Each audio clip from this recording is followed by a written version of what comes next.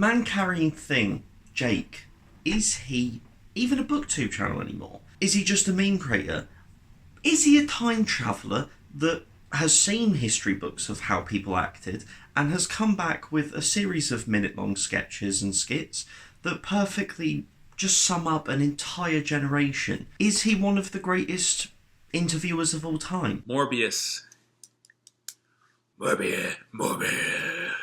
Is he a 45-year-old man trapped inside a 25-year-old's body, or a 25-year-old man trapped inside the body of a 45-year-old?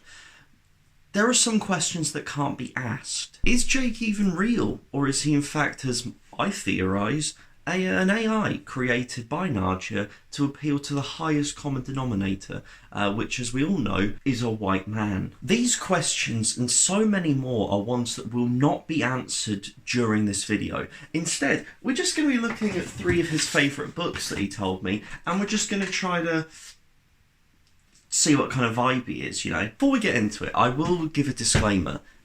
This is the 3rd time I've filmed this video. Like, all cards on the table. This is the 3rd time. This has been a train wreck. I messaged Jake all the way back in December, the 2nd of December. I messaged him saying, blah-de-blah, blah-de-blah-de-blah. The premise was simple. The reason it's simple is because I stole it from elsewhere. I messaged Jake saying, send me 3 books. A book you love, a book you don't think people may know you love, etc. I'm going to read them. That's it. That's the vibe. And so I thought I would vlog it. And I know what you're thinking. Ben, you don't seem like you are capable of functioning well enough to vlog. And you're completely correct. I made an absolute botched attempt at a vlog. 1, I don't have a life. 2, it was mainly just me doing like uni work at the time, so it wasn't fun. And 3, it was terrible. There's no other way to put it. It was just terrible. So Jake was kind enough, he probably forgot he did this, but he was kind enough to send me 3 books that he believed were the ones that he enjoyed the most and that best summed up him. So I can give a spoiler alert. It was revealing, to say the least. I feel like I've learned a lot. Not everything I wanted to learn, but I did learn it. We're going to go in the original order that I actually read these as well, to discuss it, because I put them in the order that I thought I would least enjoy to most enjoy. And we're going to reveal how I was absolutely wrong. So the first book is...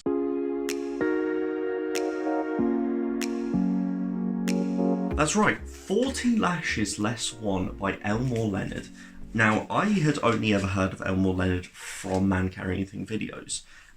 He had discussed a couple of his books before on random videos, and I had no interest in reading Elmore Leonard.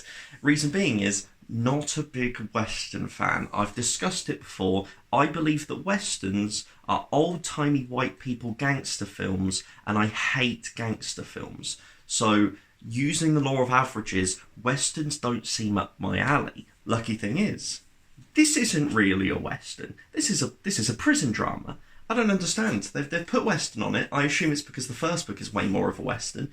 Second one, just a prison drama that does, of course, have Western elements. It's on the frontier, etc.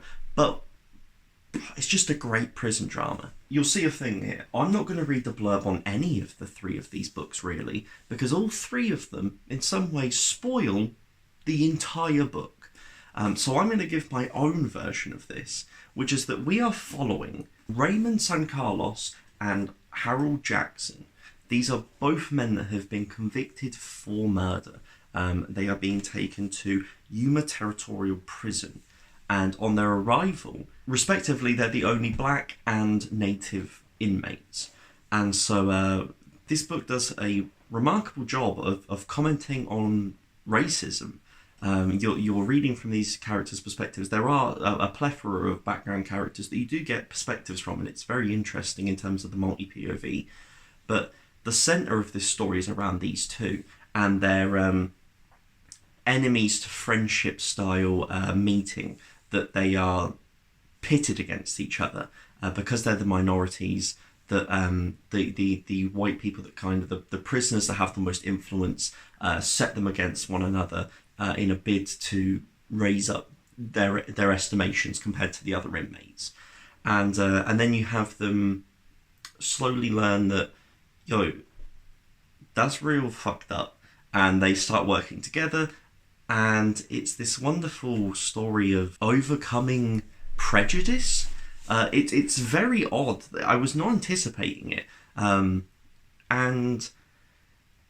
yeah, the commentary involved, it does a wonderful job of even the white characters that you feel a tiny bit of sympathy for, in terms of they are trying to help the main characters, that they're still prejudiced. They still have that internalized prejudice within themselves. They're still referring to wanting to help out of a sense of superiority. That for instance, the guy that runs the prison is trying to teach them and trying to get them to do something. And you read it from his perspective, and whilst he is trying to better these people, he's trying to reform them, he's doing it out of a sense of superiority to their race. And so it plays that very interesting line of, that they have to work with this person to get what they eventually need, but you still aren't happy with them completely because they're not a good person. They're still indoctrinatedly racist. And I was absolutely surprised with how much I enjoyed this book. I got this secondhand, comes with 2 books in it, so it's a surprisingly short book, about 250 pages, real quick read. Writing style is very King-esque, and the reason being is when I mentioned that to Jake, he said that Elmore Leonard is a big inspiration for Stephen King, which you can definitely tell. There's a blue-collar, straight-edged, blunt approach to prose in this that really cuts through and becomes quite powerful. Yeah, it's just a real quick, simple read. Not much thought into it, just enjoy it. Just enjoy people getting their own back on fucking Whitey, which you can't get enough of. We're going to move on to book number 2, which is...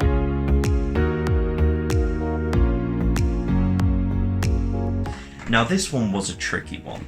As I Lay Dying by William Faulkner. To preface it, I DNF'd. This book is... If I read the back, because this one doesn't... There are little bits I want to read out. It will explain the reasons why this didn't work for me personally. This story is one of his simplest and is considered by many critics to be his masterpiece. Successive episodes in the death of burial of Addie Bundren are recounted by various members of the family circle, principally as they are carting their mother's coffin to Jefferson, Mississippi, in order to bury her among her people. As the desires and fears and rivalries of the family are revealed in the vernacular speech of the South, the author builds up an impression as epic as the Old Testament, as earthy and comic as Chaucer, as American as Huckleberry Finn. Now, first off, when I read the back of this, I love the description as epic as the Old Testament. The absolute audacity to be like, this book is more epic than the Bible. And the reason it's such a great description is because who's going to deny that? How many people out there first off can claim and prove that they have read the entirety of the Old Testament and also have picked up As I Lay Dying? It's one of those things that you can just say, this is as epic as the Old Testament. So mad respect to whoever quotes that, because I want to know who wrote the blurb and just shake their dearie old hand. Nevertheless, the key words here for why I DNF this book is vernacular speech of the South. That ain't lying. This doesn't stop. They are speaking in absolute gibberish to me. And I now understand what people feel like when they say, I just didn't quite gel with Terry Pratchett because I just didn't quite get the vibe. I didn't get the speech. This is how people feel now. I understand. I empathise because I struggled. I made it about 100 pages into the 200-page book. So I made it halfway, and I was doing uni work at the time, and I just bailed because, as we all know, but don't put into practice enough, if you're not enjoying a book, put it down. For whatever reason, it may just not be the right time for you to read it. There is no point reading something you're not enjoying just so at the end of it you can say, I didn't enjoy that, but I read it. I'd rather just put it down. Because I feel like there is an opening for me to enjoy Faulkner. There are elements I enjoyed of this. The only problem is that this is an incredibly symbolic book. This book deals with a lot of imagery and a lot of symbolism. When you're trying to decipher that imagery and that symbolism, but before you're even able to do that, you're having to rearrange sentences so it makes sense to your fucking skull. That's a big problem for me. Yeah, it was just the vernacular, the speech of the people, the thoughts, it was all in this southern dialect that I have never experienced, never been around, and it was jarring. And I just decided that it wasn't worthwhile me putting myself through something to say, well, I didn't enjoy it that much, so I just let it go. And I have to admit, very grateful I did, because it's not worth it. DNF more. Let's make this a cultural movement. We all need to start DNFing more, because life isn't worth it. An overabundance of books to read.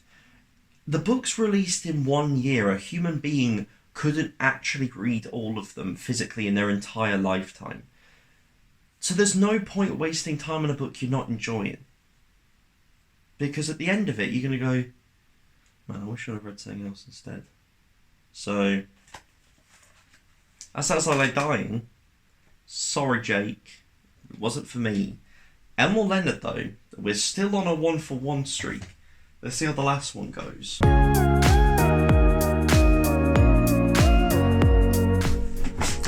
New angle. We're going to see how it goes. Who knows? Like that. The book that I saved for last was the one I was definitely looking forward to most. The Mad and the Bad by Jean-Patrick Manchette. And once again, can't read the blurb for this. Spoils the whole book. It spoils a twist. It's not exactly a big twist, but it is a twist. So what we've got here is basically this guy called Michel Hartog. He's a big philanthropist dude. He has just hired a woman that's just come out of a mental institute to look after his son. I believe it's his son. Nephew. Yes, it's been a while since I read this. It's been like months. And what happens is she starts looking after him. Things go off the wall. There is a kidnapping. And then stuff goes completely off the rails. An almost farcical amount of blood is drawn in this book. So much blood everywhere. People are getting killed left, right and centre. An absurd amount. It feels like you're reading an action film. You feel like you're reading an action film where things are blowing up and people are being shot and everyone's chasing each other. Things happen that you're like, this would not happen in real life. This is beyond. But it's so... you just can't help but not take your eyes from it. It's like watching a car crash. There's just a morbid curiosity to what's going to happen. And so, main thing on this is, if you enjoy something that's just a bit out there, a bit wild, interesting prose, very blunt prose again, a disturbingly blunt prose that's graphic and creates a real ambience of just like, it's like blunt force trauma. It's like you're being hit consistently with these words. So if you enjoy that, this one's for you. I will tell you my one big negative was the very first page. And I feel the need to mention this because I feel like some people may read this and be like, no, I am out. I had a big problem with it. So this book is written in 1972. So we're looking at 1972. This is an interesting point in history in the treatment of transgender people and gay people and the LGBTQ community as a whole. And so what we see here, the book starts from the perspective of a hitman killing someone that he's been hired to kill. And so immediately, it's the man whom Thompson was supposed to kill, a pederast, guilty of seducing the son of a businessman, entered his bedroom. So what we immediately have here is the distinction that it is a pederast, which is a man that is an adult that is specifically attracted to young boys, has to be young boys, which is then followed up with the immediate murder, the absolute... It's very well written in terms of the blunt force trauma, once again, of the murder. And so then it proceeds with Thompson pumped the cylindrical hilt vigorously and the homosexual's heart was sliced into 2 or more pieces. So then we're having the distinction here that, once again, the reaffirmation that this is a homosexual, that this is someone attracted to men. Now, this was a big thing at the time, that is still a big thing, that it was this terrible piece of media press that gay people were more inclined to be paedophiles. It was this disgusting belief system that was fear-mongered and spread, and this book is very clearly delving into that right here, which is then followed up with the dead man left a trace of lipstick on his hand. So this then it goes beyond here, where we have got the trifecta. We've got that this person's a paedophile, but it has to be that he's a gay man that's a paedophile, and only is sexually attracted to boys. And then we follow that up with wearing what would be binarily seen as women's lipstick on his mouth, which puts in the idea of someone that cross-dresses, someone who may identify as a different gender or in a different place,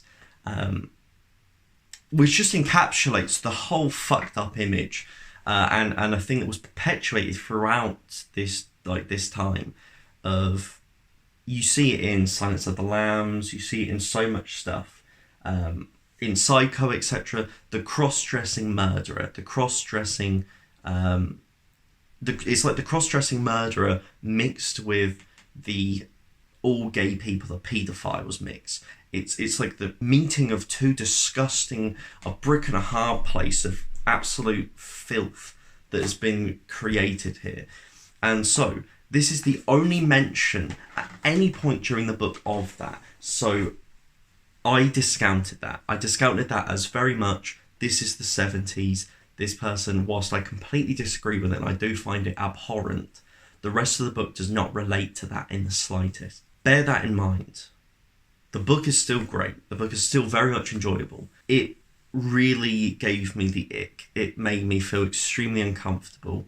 I hope I've described that well. I hope I've explained that well. And I think that's it. I think that's the most to say about all this. In conclusion, I read these in the order that I thought I would enjoy the most. So from the least to the most, that's how I read it.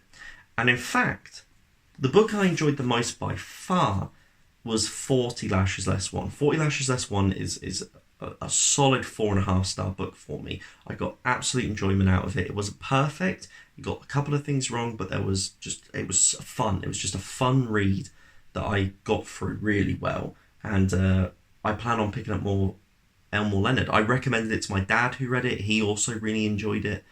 So I completely believe that should be read. The Mad and the Bad is a hard one to tell because whilst it is fun and off the wall and insane, it is hard to find this book. And price-wise, it depends on what you can get it for. For me, I would not have bought it new in the sense of for like 9-10 quid. I don't believe that it's worth that. If you can get it secondhand and that kind of thing. I got it secondhand, but it's so rare that it was still quite expensive, even though it's secondhand. So bear that in mind. And then finally, William Faulkner is just not for me right now. That's just sadly the case. I DNF'd it. We move. We do what we do. Thank you very much. That's it. How about that? That's the end of the video. Third time's a charm, hopefully. Hopefully when I look back through this footage, there's enough to cobble together that I'm actually happy with. And mostly, I want to say a big thank you to Jake for actually replying and giving me these books. The one thing you can say about Jake with that absolute certainty is he's just a lovely guy. Whenever I message Jake, whenever I reach out, he always is there. He's always willing to get involved. He's made videos with me. He has reached out about ideas. He's even recorded stuff for a video that I didn't even end up making because I realised that it was a terrible idea and I couldn't make it. And he still recorded that. And so I have nothing but absolute respect for the man. If you did enjoy the video, please do like, please do subscribe. If you've made it this far, leave a note on who you would like to see me do a video on in the future. I have episode 2 planned. Episode 2 will be Philip Chase, and I'll be reading 3 books that Philip Chase has recommended because I thought, what's a better balance than going from the absolute chaotic human being that is Man Carrying Thing to the distinguished academic that is Philip Chase. So excited. I'm looking forward to making that one. Now that summer has begun, I'm going to have a lot more time. And as always, just have a nice rest of your day.